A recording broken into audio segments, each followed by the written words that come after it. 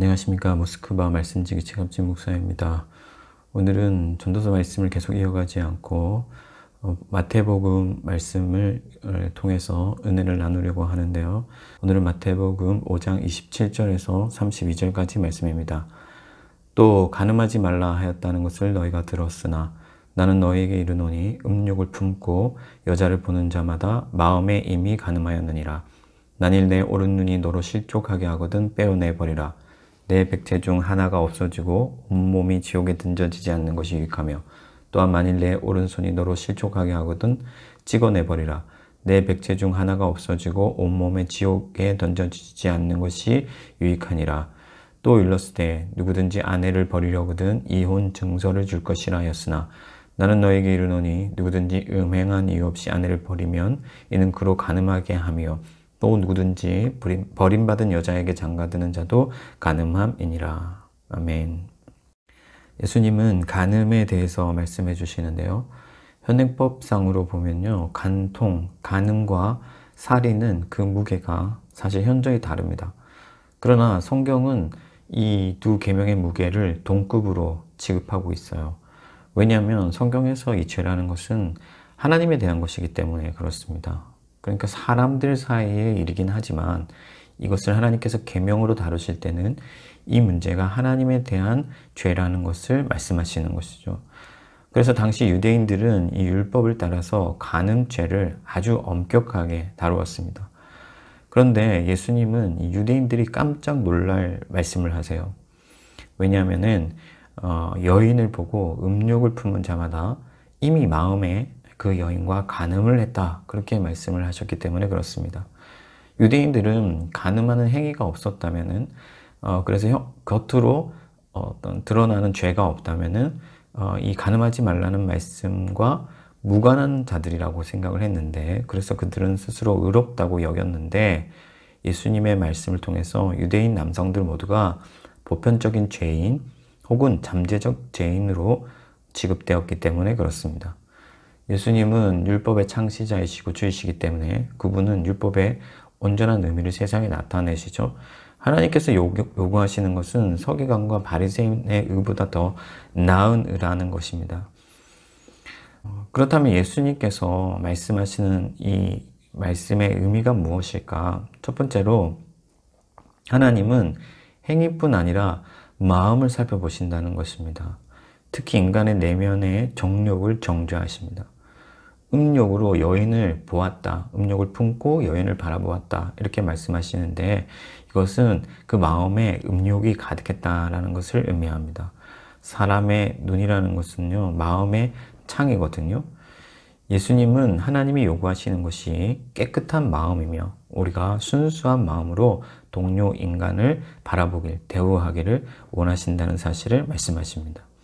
예수님은 사람의 속에서 악한 것이 나온다. 그렇게 말씀하셨어요. 지난 시간에 살인에 대해서 살펴볼 때 살인의 씨앗이 이 미움과 분노이기 때문에 하나님이 그것을 정죄하신다. 그런 말씀을 했는데 마찬가지로 정욕도 정죄의 대상이 될 수 있습니다. 정욕은 무엇이냐? 간단히 말해서 삐뚤어진 욕구라고 할 수 있습니다. 그러니까 삐뚤어진 욕망, 욕구라는 것인데 정욕은 욕구의 해소를 목표로 하기 때문에 상대방을 쾌락을 위한 도구로 삼습니다. 정욕은 부부간의 진실한 사랑을 확인하고 서로에 대한 존중과 배려 그리고 신의와 애정을 나누는 행위로서의 성을 변태적이고 음탕하게 변질시켜 버리고 무엇보다 새로운 생명을 창조하고 거룩한 아름다운 행위로서 고안하신 이 하나님의 아름다운 성을 단순한 쾌락거리로 삼아 하나님의 창조를 비웃습니다. 시대가 거듭될수록 성을 단순히 쾌락에 초점을 맞추는 경향이 짙어지고 있습니다. 그런데 이 관계성이 결여된 성이란 단순히 쾌락을 위한 동물적인 행위에 지나지 않기 때문에 일종의 배설과도 같은 것이죠. 그러므로 그리스도인들은 정욕을 멀리하고 성에 대한 하나님이 창조하신 그 고상하고 기품 있는 정신을 회복하고 동료 인간을 바라볼 때 그들을 자기의 쾌락의 도구로 삼는 것이 아니라 순수한 마음으로 대하며 존중하고 배려해야 하는 것입니다. 두 번째로 예수님의 말씀은 하나님은 결혼을 거룩하게 하신다 하는 것입니다. 결혼은 하나님의 나라를 건설하시는 하나님의 방식이며 이 결합은 하나님과의 언약으로 맺어진 신성한 결합입니다. 예수님이 간음에 대해서 말씀하시면서 음행한 연고 외에는 이혼할 수 없다고 말씀하시는 이유가 여기에 있습니다. 하나님은 창조시부터 지금까지 결혼이라는 관계를 매우 중요하게 여기셨습니다. 바울은 돈을 주고 여자를 사서 관계를 맺는 문제를 언급하면서 남자와 여자가 성적으로 결합하는 것이 두 사람이 한 몸이 되는 것이다 이렇게 말씀을 했어요. 그러니까 하나님께서는 이 성이라는 것을 남자와 여자가 한 몸이 되는 그 결혼 안에서만 허락하셨다는 거예요. 그러면서 바울은 이것을 그리스도와의 연합에 비견합니다. 그러니까 결혼이라는 것은 주님과 한 몸이 되는 것처럼 신성한 그런 제도라는 것이죠. 하나님께서는 남자와 여자가 한 몸이 되어 부모를 떠나며 그리고 그 둘 사이가 영원토록 하나가 되게 하셨습니다. 하나님은 남자와 여자를 자신과 연합시키심으로써 그 가정을 하나님 자신의 가정으로 삼아주셨습니다. 그래서 후반부에 가면은 예수님께서 하나님이 짝지으신 것을 사람이 가를 수 없다. 그렇게 단호하게 말씀을 하십니다. 그러므로 정당하지 않게 이혼을 요구하거나 혹은 결혼 관계에 신실하지 않은 사람들도 모두가 이 간음하지 말라는 말씀에 저촉된다는 것을 우리가 알아야 됩니다. 하나님은 그만큼 결혼을 무겁게 대하시고 체결하십니다. 현대사회에는 하나님이 세우신 이 결혼이라는 제도를 너무 가볍게 취급해요. 이 제도 자체를 성경에 뿌리 두지 아니하고 사람 중심으로 옮겨와서 결혼이 하나님이 창조하신 본래의 목적에서 벗어나서 인간의 행복이라는 아주 하위 개념으로 대치되어 버렸습니다. 물론 하나님은 우리가 행복하기를 기대하시지만 그 행복은 하나님이라는 반석 위에 세워져야 되거든요. 그래야 진정한 행복이 가능해집니다. 하나님은 간음하지 말라는 말씀을 통해 하나님께서 결혼이라는 제도를 얼마나 신성한 것으로 여기시는지 그리고 그 관계가 잘 보존되기를 요구하시는지를 말씀하여 주십니다. 무엇보다도 하나님께서는 우리가 언약에 신실한 자들이 되기를 원하세요.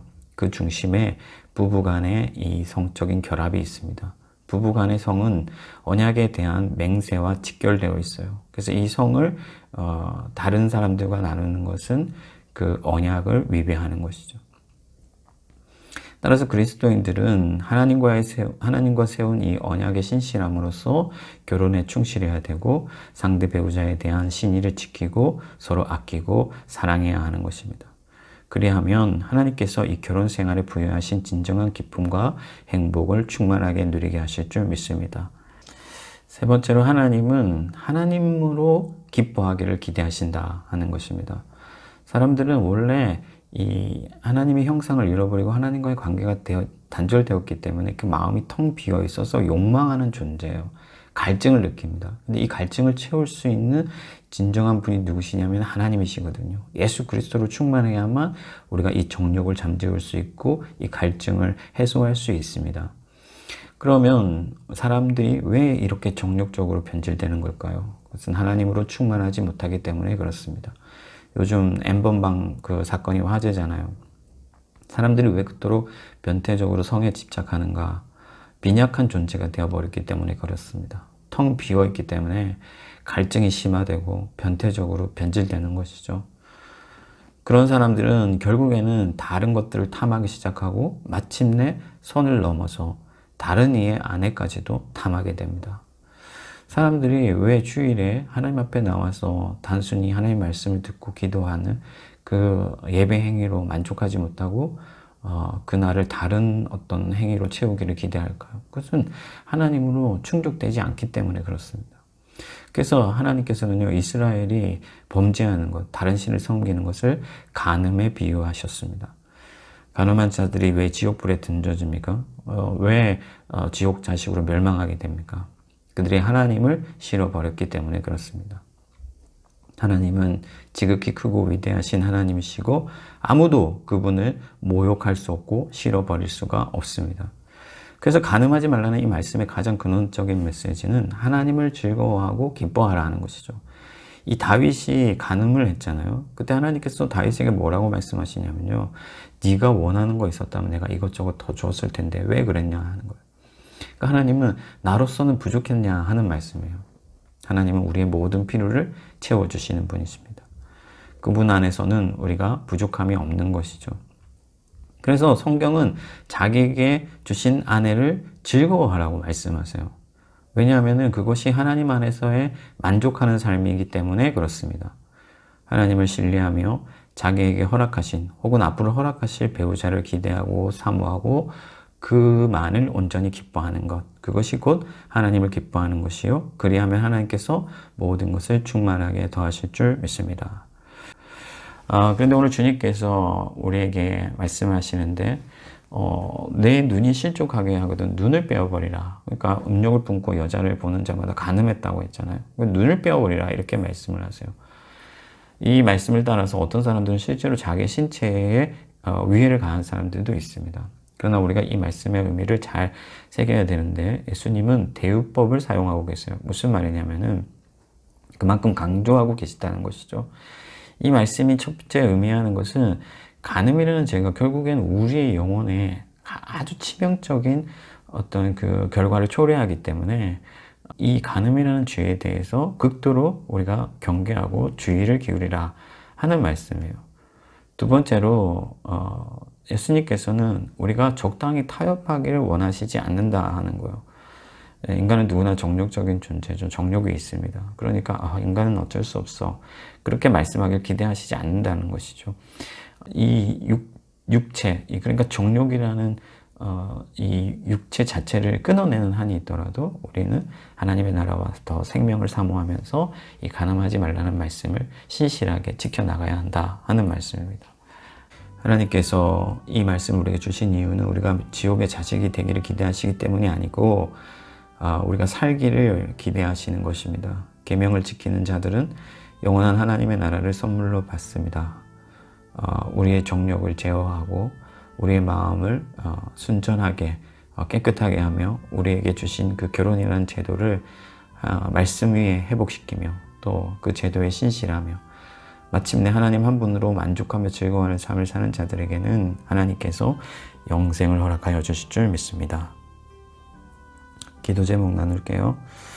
하나님, 우리가 하나님에 대하여 항상 신실한 자들이 될 수 있도록 은혜를 내려주시옵소서. 우리 마음에 하나님이 떠나시고 성령이 계시지 않아서 세상의 헛된 것들로 가득 차고 그래서 정욕이 넘쳐나서 음욕을 품고 다른 이들을 바라보는 자들이 되지 아니하게 하시고 하나님께서 허락하신 또 앞으로 허락하실 그 배우자를 온전히 사모하며 기뻐하며 하나님이 주신 이 결혼이라는 제도를 통해서 하나님께 영광 돌리는 저희들이 될 수 있도록 도와주시옵소서. 코로나로 인하여 고통받는 많은 사람들 위로하시고 이 사태가 속히 진정되게 하시고 모스크바에 있는 우리 한인교회들이 함께 모여 예배할 날들을 허락하여 주시옵소서. 감사하고 예수 그리스도 이름으로 기도합니다. 아멘. 각자의 기도 제목으로 기도하며 나가겠습니다.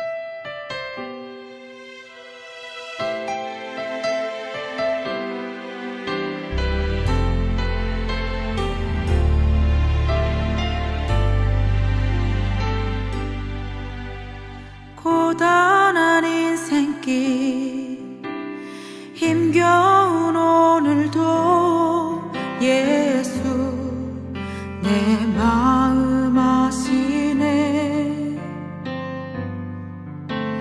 지나간 아픔도 마주할 세상도 예수 내 마음 아시네.